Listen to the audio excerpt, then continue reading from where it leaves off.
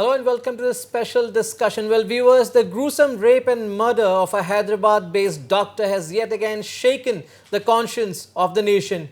The sheer brutality of the crime is something that once again forces us to think whether, as a nation, as a society, as individuals and groups, have we done enough to curb crimes against women? Have we failed our girls? Are they preyed upon everywhere? Don't they have any right to venture out free? Freedom of movement, to be precise, seems to be missing as far as girls are concerned. And while we talk and scream about equal opportunities for women, the fact lies that we have actually not been able to give them the most basic of rights. Well, these are questions that are raised every time an incident like the one that just happened with a Hyderabad-based doctor takes place. So do we even have a solution in place for this kind of menace, or are we slowly but surely learning to accept this fate? To discuss this and much more, today I am being joined by Ms. Deborah Marak, Senior Congress Leader and former Social Welfare Minister of Meghalaya from Shillong. A very warm welcome, Ms. Deborah Marak, to Northeast Live. From Imphal, I am being joined by Anjulika Samom, a journalist, and in the studios I have with me Dr. Nahid Islam, psychiatrist and counselor, and Ms. Tanuja Chetia, fashion designer, Reiki grandmaster, and an Access Bars facilitator. A very warm welcome to all of you to Northeast Live. I would like to go to Ms. Deborah Marak in Shillong straight away.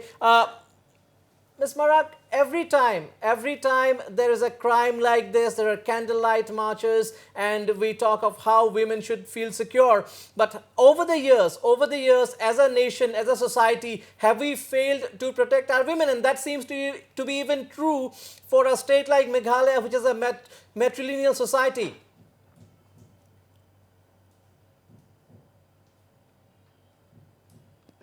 Good afternoon. Yes. First of all, I condemn the incident. I convey my deepest condolences to the family member. Yes, I understand. India is called rape capital today. And also for women, India is not safe anymore. We only talk about what had happened to veterinary doctor in Telangana is not only condemnable but shameful. We know our heads in shame that young daughter was brutally raped and murdered. Our memories are still fresh with the Navya case, which happened in Delhi few years ago. It seems nothing much has happened. Now we are shouting in the parliament. We have a law. Law has been made nicely, carefully, but where is the action? I think we should stop talking. We should stop debating. Let us percolate down and then let us gear up for the action. But then, Deborah Marak, are also all our political fraternity, the political parties, let's not name anyone, are also collectively responsible over the years for this kind of situation. I mean, we have protests over statehood movements, we have protests over reservations, but what we see is that protests over rapes and crime against women just seem to be symbolic. For instance, we have a chief minister rushing to Delhi every time there is a statehood protest, or say protest over a CAB or a protest over implementation of ILP. But how many times have we seen a chief minister, or for that matter any central minister, coming down for negotiations and holding emergency meetings when there is a crime against women that are growing over the years? Clearly, we don't think it is so serious so as to take some urgent measures, and that's what we've been saying all along. So aren't we also guilty at the same time?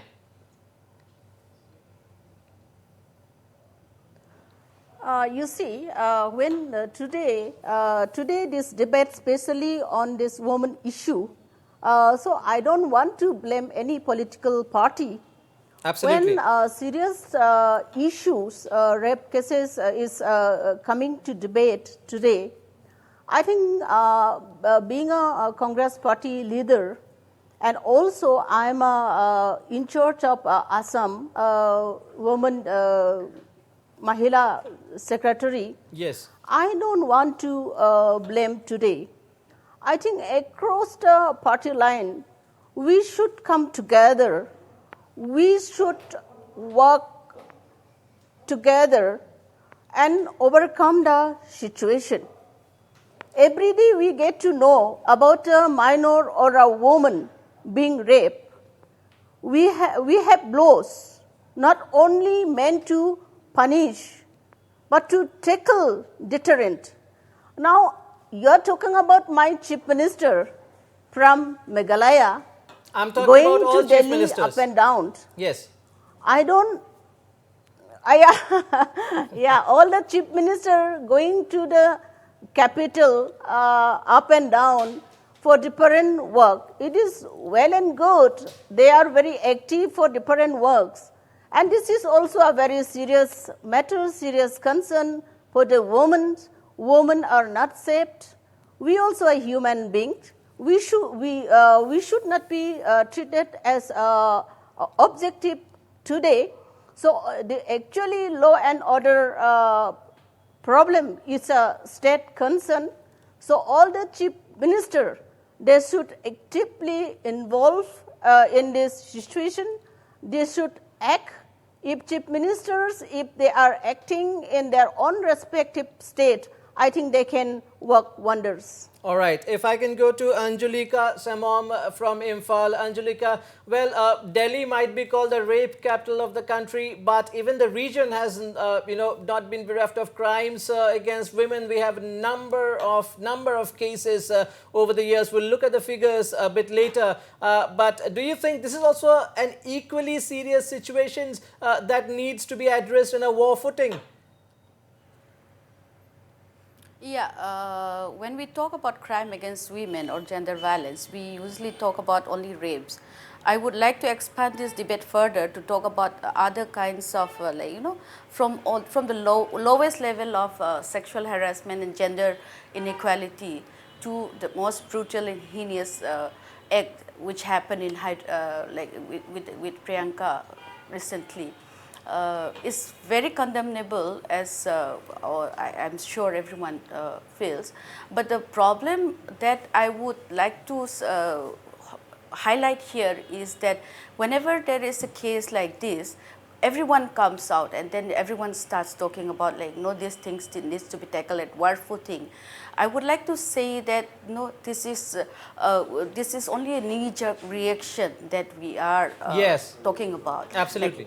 Something brutal comes up and then like with Nirbhaya, the whole country was awake. Now with Priyanka, the whole country is on the streets.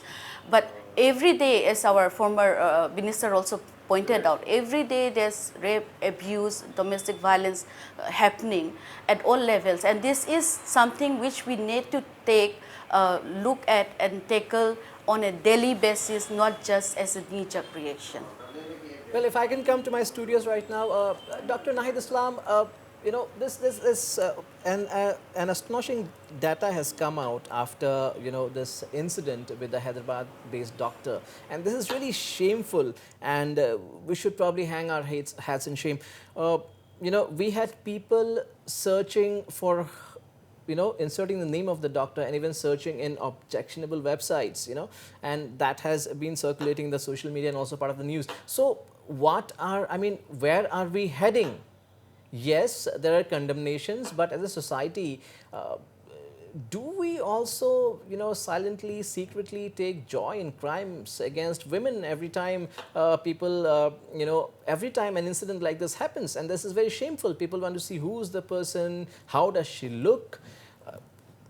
This mindset is really alarming, and also says how many potential rapists and criminals are amongst us, maybe our next door neighbors in the society, wherever we go. Yes, that's a very important question. Actually, of course, my heartfelt condolences first to Dr. Priyanka's family. And what you have asked is, See, our society has always been, especially in India, we have this patriarchal mindset that has been prevailing since the ancient times. And women have always been on the receiving end. And as my counterpart from from Manipur had pointed out, that violence in the form of rape is just one aspect. Violence in different forms, be it domestic violence, be it dowry harassment, be it sexual harassment, or even because recently I had been doing some study on witch hunting. So everywhere women is always at the receiving end of all kinds of violence. And if we see as a psychiatrist, being a practicing psychiatrist, all people have different mindsets, what you had been saying, and all people have different kinds of personalities. So what you said, like those people who might have been searching for the deceased portfolio or profile, or looking for objectionable videos, they have a sick mind. They have a sick mind, and they must be having some kind of problems in them. And usually when we analyze a rape incident, the people who commit such heinous crimes usually tend to have some kind of antisocial personality traits in them. And these people lack morality in them. They are devoid of any kind of conscience, or do not hesitate to cause harm to others. And especially the profile of a rapist, usually when we see, they usually fit into three forms. They could be sexual sadist, people who enjoy or who are aroused by the pain and torture they do on the victim. Or they could be some kind of predatory, exploitative. They love, that act just at that point impulsively. Basically, they're very impulsive people, and at the heat of the moment or at that point of time, they lose control and perform the heinous crime. Or inadequate men, people who lack confidence, who are feel themselves inadequate, that they may never be able to have any kind of adequate relationship with a woman, and try to impose their supremacy on a weaker person or a weaker woman who they know may not be able to defend themselves. So these are different mindsets of people who we see in our practice, who go on to commit such a crime. And the worry is that these are widely prevalent, Yes. as we see from the rising number of incidents. Absolutely. If I can come to Ms. Tanuja Chetia. You are somebody who interacts with a lot of women in your profession. You have been a fashion designer, a Reiki grandmaster, now an Access Bars facilitator. Do you think women, girls even feel safe anywhere the moment they step out of their houses? Maybe they're not, in some cases, they're not even safe inside their very, comfort of their houses. But let's keep it for a later part of the discussion. But do you think every time the girl has to travel by a bus, a public transport, a cab, if she will be late at night, everywhere a woman has to worry, and there is absolutely no freedom of movement? That you think that exists everywhere, even in Assam, even in the region? Yeah, being into Reiki first of all, I'm a designer, and I have been dealing with different sort of modalities, and I teach people, how to get out of fear. And the people who come to me, they just come with a lot of fear factor. And a girl, she's always brought up in such a way that girls always have to be on the safe side. But what I have seen is that if the girl is taught a certain, if she is taught how to project her mind in the proper way, and how to just shield herself with certain modalities, I feel that she can just overcome the fear. Just because certain cases come up to me now, all these things are projected everywhere in the social media, and the mothers especially who have a girl child is very restless, and I have been dealing with some cases where the mother, she's so worried that in her dreams she sees her daughter being raped. And I only deal with these cases, I just try to change the thoughts. And now just me being into Access, I'm an Access Bars facilitator, and Access Bars is all about the thought. Your thoughts create your reality. And so I would rather, in spite of just talking about the problems, I would just I would just love to talk about the solution and how the girl should be brought up, and how she can just be brought out of all the fears with all these healing modalities. But again, Ms. Tanuja Chetia, should girls overcome their fear at all? That is the question that we are raising today, because they're not safe. 26-year-old female is on her way back home. I know. She has got a flat tire, and unsuspecting, locals approach her. I know, but I don't know. People are very And- skeptical about certain things. But what I have seen is that the girl, if she is taught certain things, she will be able to protect herself. I mean, she can just shield herself. This is what I am doing, and lots of people have just come out of the fear. This is what I can say. Okay, okay. If I can go back to Ms. Deborah Marak in Shillong.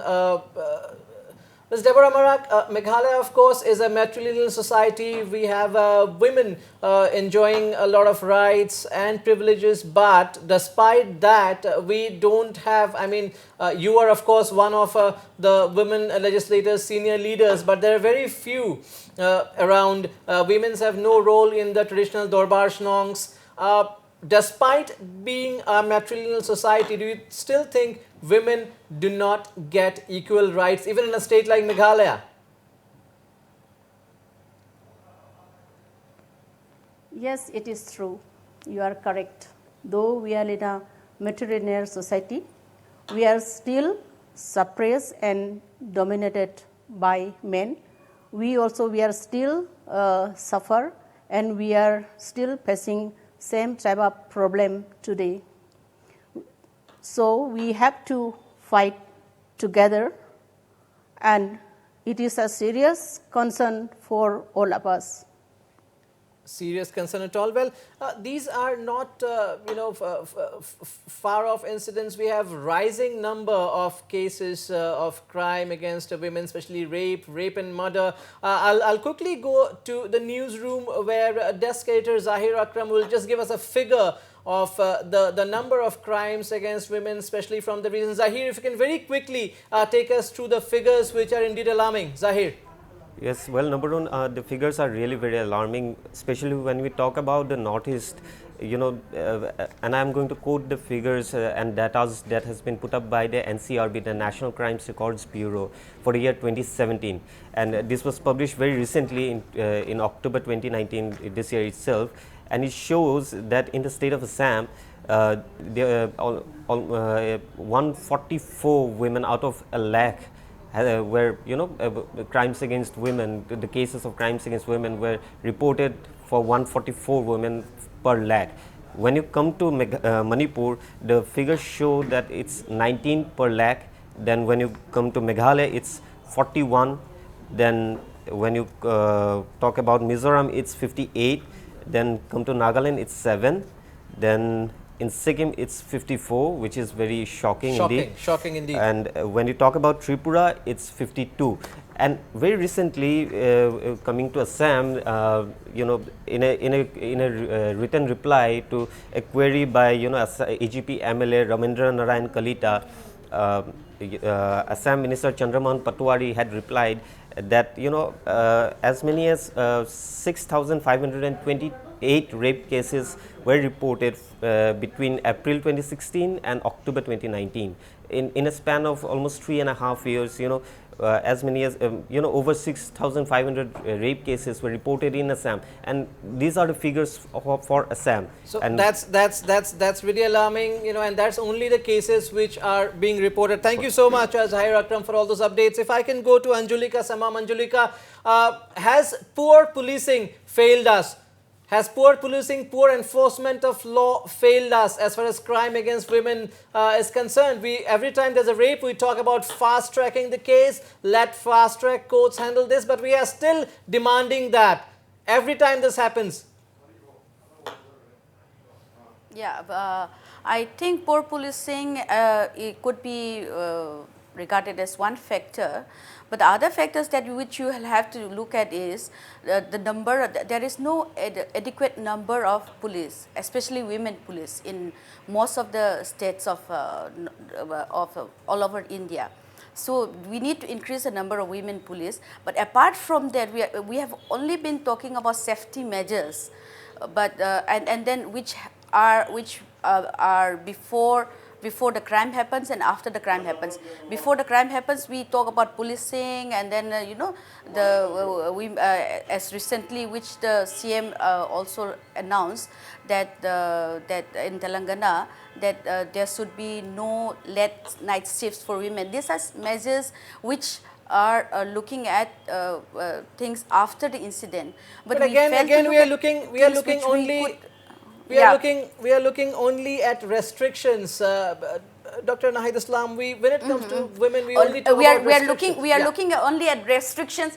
Yeah, we are looking at only at restrictions on women. But if you look at it, even if like even in this panel, we have only women speaking about it, as though crime against women and gender violence is a topic which should be discussed only by women, and which is problematic if you look at it, because afterwards all the kind of safety measures which are looking at the safety of women Are being these put in are place all by men. restrictive for women, like because Okay. some of the Okay. measures which are being brought out, it's like women are expected to say to tell their parents and their family member where they're going, report every time why they are going.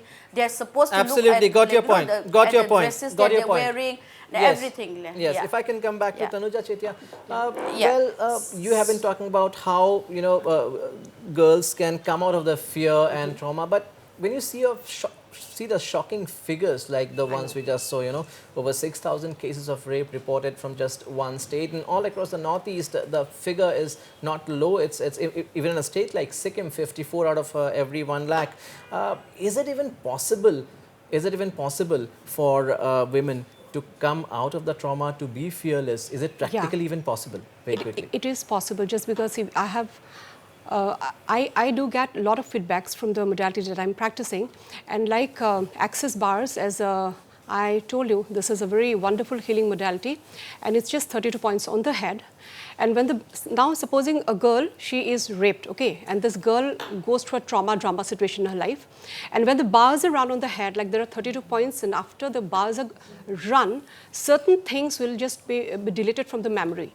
And this is really a very, I mean, interesting topic, and I have been dealing with people, and people are, I mean, being able to get out of the fears. That is a rehabilitation sort of that we're talking about. Yeah. Well, we can have a wider discussion on that. Lastly, Dr. Nahid Islam,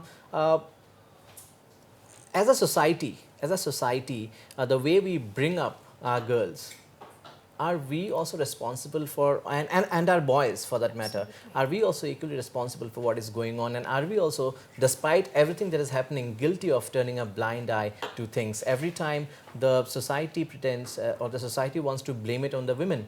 And this is one major mindset that we have to get over, right? If we have to make a beginning, right now we haven't even made a beginning towards, you know, making things secure for the women.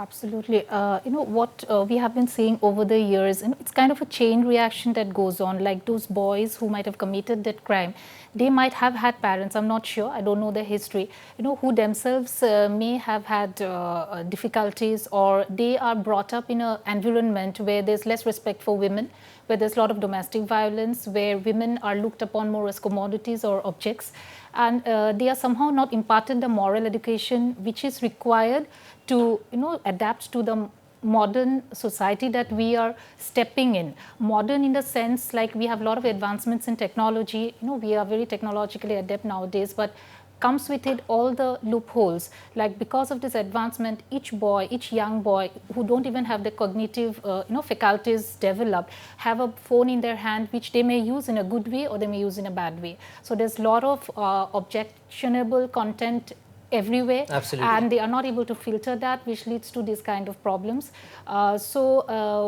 Of course, this is something, you know, which we can say a drawback or a negative fallout of this advancement. So as a society, of course, we are heading towards, you know, I don't know, like there's a plus and there's always a minus for things. But what I would advise is, you know, for what you talked about restrictions, yes, I would say not restrictions, but a proper knowledge where the girl should be taught about empowerment, the girl should be taught about inner strength, self-strength, you know, not just externally, you know, externally Absolutely, but adapting still a long, yourself, and still a there long has way to be to inner go. strength. Still a long way to go, Absolutely. and we have to start somewhere. Better policing probably, and enforcing the law would be something that should be done immediately to try and at least contain the menace, if not end it fully. But again, it's a serious concern, and we as a society, as a nation, we need to sit and think, where are we heading? Thank you so much, Deborah Marak, former Social Welfare Minister Meghalaya, Anjulika Shamom, Dr. Nahid Islam, and Tanuja Chetia for being on this special discussion on Northeast Live. That's a wrap for now.